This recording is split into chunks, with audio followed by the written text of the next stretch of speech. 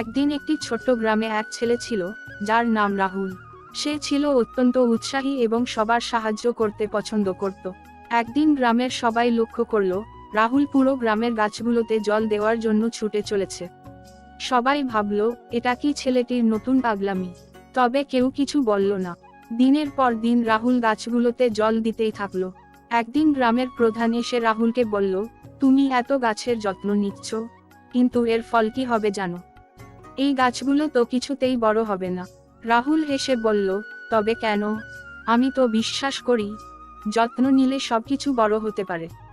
গ্রামের প্রধান একটু বিরক্ত হয়ে বলল, তুমি কি জানো যে এই গাছগুলো একদিন কখনো ফল দিবে না? রাহুল শান্তভাবে বলল, আমি জানি না, তবে আমি জানি যত্ন নেওয়া উচিত।